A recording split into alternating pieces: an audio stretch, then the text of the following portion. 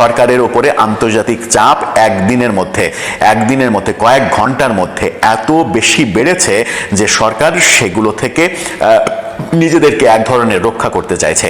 সরকারের বিরুদ্ধে সব থেকে বড় সমালোচনা ছিল যে এই যে মব কালচার হচ্ছে, এই মব কালচারের পৃষ্ঠপোষকতা করছে সরকার, যে কারণে সরকারের উপরে সমালোচনা বাড়ে, আন্তর্জাতিক চাপ বাড়ে। আন্তর্জাতিক চাপে গত রাতে প্রথম সরকার একেবারে ইউটার্ন নেয় এবং আজকে আবারও দুটো বিবৃতি দিতে সরকার বাধ্য হয়। অন্যরকম চিত্র দেখা যায় এবং ইউটার্নের আরেকটা নজির আজকে যখন ভিডিওটা করছি তার 2 ঘন্টা আগে ইংরেজি এবং বাংলায় দুইটা স্ট্যাটাস, দুইটা বিবৃতি দেওয়া হয়েছে প্রধান উপদেষ্টার তরফ থেকে, সরকারের তরফ থেকে। এরকম অবস্থা যখন সরকারের দেখছি তখন বিভিন্ন জন, সরকারের বাইরে বিভিন্ন জন যারা উস্কানি দিয়েছিল এই কর্মকাণ্ডে, তাদের সুরও নরম হতে দেখছি। তারা এবার পজিটিভ কথা বলছেন। হঠাৎ করে কি হলো, হঠাৎ করে গণেশ উল্টে গেল কিনা, কোন দিকে গেল যে সবাই এখন সুস্থতার সুরে কথা বলছেন, সবাই এখন গড়ার কথা বলছেন, ভাঙার কথা আর বলছেন না, ভাঙা থেকে দূরে থাকতে বলছেন। এরকম ঘটনায় আমরা দেখেছি চাঁপাইনবাবগঞ্জ সহ বিভিন্ন জায়গার বুলডোজার কর্মসূচি স্থগিত করা হয়েছে। অর্থাৎ ঘোষণা দিয়ে যে বুলডোজার কর্মসূচি পালন করা হচ্ছিল সেগুলো যে সরকারের মদদেই হচ্ছিল, সরকারের নিশ্চুপ হয়ে থাকার কারণেই হচ্ছিল, সেটা কিন্তু প্রমাণ হয়ে যায়। সরকার যখন এখন কঠিন বিবৃতি দিচ্ছে তখন সেগুলো স্থগিত করা হচ্ছে, তখন উস্কানিদাতারাও ভিন্ন রকমের মন্তব্য করছেন, স্ট্যাটাস দিচ্ছেন। বিশিষ্ট বুদ্ধিজীবী, নিজেকে বুদ্ধিজীবী হিসেবে দাবি করেন কিন্তু কথাবার্তায় ইদানিং বেশ বেসামাল কথাবার্তা বলেন। বলছি ফরহাদ মাজারের কথা। ফরহাদ মাজার স্ট্যাটাস দিয়েছিলেন 32 গুড়িয়ে দেয়া তো হলো, এখন শেখ হাসিনার ফ্যাসিস্ট সংবিধান বাতিল এবং চুপ্পুকে অপসারণ করা হোক। এই স্ট্যাটাস তিনি যখন দিয়েছিলেন গতকালকে, ঠিক তখন এরপরে দেখলাম যে সরকারপন্থী এবং জামাতপন্থী সাংবাদিক, আল জাজিরা সাংবাদিক জুলকারনাইন শায়ার, তিনি এই স্ট্যাটাসটাকে শেয়ার দিয়ে লিখেছেন জঘন্য ভাষার একটা স্ট্যাটাস, যেখানে ফরহাদ মাজারকে একেবারে তুলোধনো করেছেন। হঠাৎ করে জুলকারনাইন শায়ের এরকম কেন করলেন, কেন স্ট্যাটাস দিলেন, ফরহাদ মাজারের উপরে কেন খেপলেন, সেটাও একটা বড় বিষয়। তিনি লিখেছেন, ওরে দেহতত্ত্ববাদী খাটাস, কাদের বিটিম হয়ে খেলছো সেসব কিন্তু জানি, এখনো কিন্তু মুখটা বন্ধ রেখেছি, যদি খুলে দেই তাহলে কি যে হবে তোমার। যশোর রোড খুলনার সেই ক্লিনিক আর গ্রুমের ড্রামাটা মনে আছে তো, এমনভাবে তিনি লিখেছেন। আপনারাও দেখতে পারেন তার স্ট্যাটাসটা।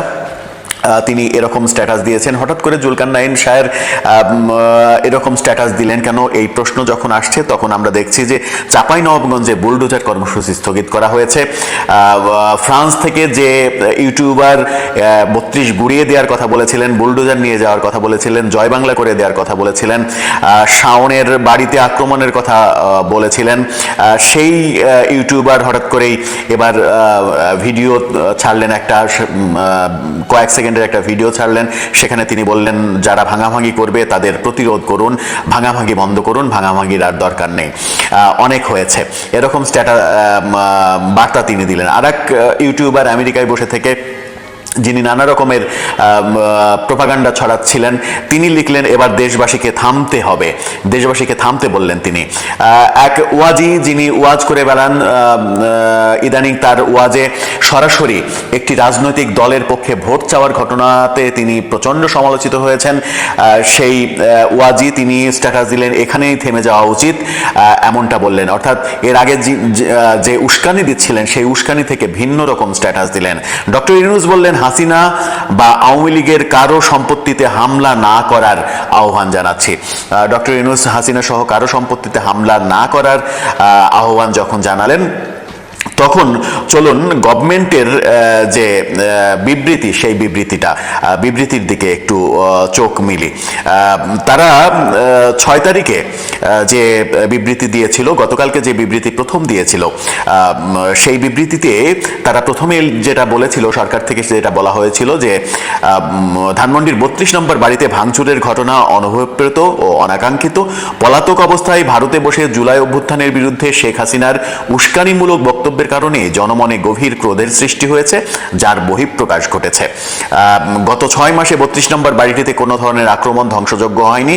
গতকাল রাতে এটি ঘটেছে পলাতক শেখ হাসিনার বক্তব্য ঘিরে, যার দুটো অংশ আছে। এই লাভ এরকম বিবৃতি দেওয়া হয়েছে। অর্থাৎ শেখ হাসিনার বক্তব্যের পরিপ্রেক্ষিতেই এই 32 নম্বর ভাঙার ঘটনা ঘটেছে এমন বিবৃতি সরকারি তরফ থেকে আনুষ্ঠানিকভাবে দেওয়া হয়েছে, খেয়াল করুন। কিন্তু আরেকটা বিষয়, এই বিবৃতির পরিপ্রেক্ষিতে একটা বিষয় উল্লেখ না করলেই নয়, সেটা হচ্ছে যে শেখ হাসিনা ভাষণ দিয়েছেন রাত 9টায়, ধানমন্ডি 32 নম্বরে আক্রমণ করা হয়েছে সন্ধ্যা 7টায়, অর্থাৎ তার ভাষণ শুনে যে আক্রমণ করা হয়েছে এটা একেবারে মিথ্যা কথা, এই কথার কোনো বাস্তবতা নেই। রাত 8টার আগেই ভাঙচুর শুরু হয়েছে, যার ফলে শেখ হাসিনা যখন রাত 9টায় ওই তথাকথিত ভাষণ দেন তখন তার ভাষণে 32 নম্বর ভাঙার কথাও তিনি বলেছেন। সরকারের এই বিবৃতি কয়েক ঘন্টার মধ্যেই পাল্টে যায়। গতকাল রাতে সরকার, এখন থেকে 18 ঘন্টা আগে সরকার পাল্টা বিবৃতি, আর একটা বিবৃতি দেয়, যেখানে মজার ব্যাপার হচ্ছে যে একেবারে গণেশ উল্টে যাওয়ার মতো বিবৃতি। সেখানে সরকার বলে যে অন্তর্বর্তী সরকার গভীর উদ্বেগের সঙ্গে লক্ষ্য করছে যে কতিপয় ব্যক্তি ও গোষ্ঠী সারা দেশে বিভিন্ন প্রতিষ্ঠানে ও স্থাপনায় ভাঙচুর ও অগ্নিসংযোগের চেষ্টা করছে। সরকার এ ধরনের কর্মকাণ্ড শক্তভাবে প্রতিহত করবে। এই প্রথম সরকার প্রতিহত করার ঘোষণা দিল। এরপরে তারা লিখছে, অন্তর্বর্তীকালীন সরকার নাগরিকদের জানমালের নিরাপত্তা রক্ষায় প্রস্তুত। কোনো ধরনের উস্কানিমূলক কর্মকাণ্ডের মাধ্যমে দেশকে অস্থিতিশীল করার চেষ্টা করা হলে দায়ী ব্যক্তি ও গোষ্ঠীর বিরুদ্ধে আইন শৃঙ্খলা বাহিনী তাৎক্ষণিকভাবে কঠোর ব্যবস্থা নেবে এবং দোষীদের বিচারের মুখোমুখি দাঁড় করাবে। অর্থাৎ যে মব হচ্ছে, ছাত্র জনতার নাম দিয়ে যে মব সৃষ্টি করছে, সেই মবের বিরুদ্ধে সরকার অবস্থান নেবে, এই ঘোষণা গত রাতে সরকারের তরফ থেকে দেয়া হয়। মজার ব্যাপার হচ্ছে যে এখন থেকে 2 ঘন্টা আগে সরকার আর একটা বিবৃতি দেয়, আরও এক ধাপ এগিয়ে আর একটা বিবৃতি দেয়, এবং সেই বিবৃতি 2 বার দেয়। তারা একবার বাংলা ভার্সনে দেয় এবং সর্বশেষ ইংরেজি ভার্সনে দেয়। আন্তর্জাতিক মহলের জন্য তারা ইংরেজি ভার্সনেও এই বিবৃতি দেয়। বাংলা ভার্সনে তারা লিখেছে, অবিলম্বে দেশের সার্বিক আইন শৃঙ্খলা পরিস্থিতি স্বাভাবিক রাখতে দেশের সকল নাগরিককে নিজ নিজ অবস্থান থেকে দায়িত্বশীল হওয়ার আহ্বান জানিয়েছেন প্রধান উপদেষ্টা প্রফেসর মোহাম্মদ ইউনূস।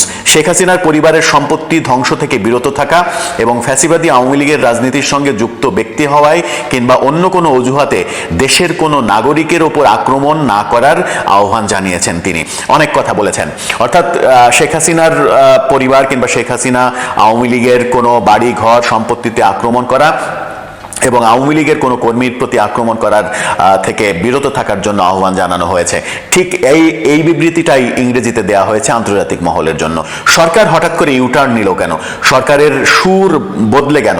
একেবারে রিভার্স 180 ডিগ্রি পাল্টে গেল কেন? পাল্টে যাওয়ার অন্যতম কারণ হিসেবে মনে করা হচ্ছে সরকারের উপরে আন্তর্জাতিক চাপ একদিনের মধ্যে কয়েক ঘন্টার মধ্যে এত বেশি বেড়েছে যে সরকার সেগুলো থেকে নিজেদেরকে এক ধরনের রক্ষা করতে চাইছে। সরকারের বিরুদ্ধে সব থেকে বড় সমালোচনা ছিল যে এই যে মব কালচার হচ্ছে, এই মব কালচারের পৃষ্ঠপোষকতা করছে সরকার, যে কারণে সরকারের উপরে সমালোচনা বাড়ে, আন্তর্জাতিক চাপ বাড়ে। আন্তর্জাতিক চাপে গত রাতে প্রথম সরকার একেবারে ইউটার্ন নেয় এবং আজকে আবারও 2টো বিবৃতি দিতে সরকার বাধ্য হয়। তার মানে হচ্ছে যে, এবং এই গত রাতের এই বিবৃতির পরে চাঁপাইনবাবগঞ্জ সহ বিভিন্ন জায়গায় বুলডোজার কর্মসূচি স্থগিত করা হয়, এরকম খবরও গণমাধ্যমে এসেছে। এই মবকে যারা উস্কানি দিচ্ছিল, মবকে যারা উৎসাহিত করছিল, যাদের আহ্বানে এই মব তৈরি হচ্ছিল, তাদের সুরও একেবারে রিভার্স সুর আমরা দেখছি। এরকম পরিস্থিতিতে বিএনপির একটা বিবৃতি আমাদের চোখে পড়েছে। বিএনপি থেকে আনুষ্ঠানিক বিবৃতি দেওয়া হয়েছে, যেখানে বলা হয়েছে যে 5 আগস্টের পরে যত মব সৃষ্টি হয়েছে সেই মব ঠেকাতে সরকার ব্যর্থ হয়েছে। অর্থাৎ সরকার মবের এগেনস্টে কোনো ধরনের কোনো পদক্ষেপ গ্রহণ করতে পারেনি। বিএনপির এই বিবৃতি, এর আগে গতকালকে আমরা শুনেছি জামাত বিবৃতি দিয়েছে যে জামাত কোনো ধরনের নৈরাজ্য চায় না, জামাত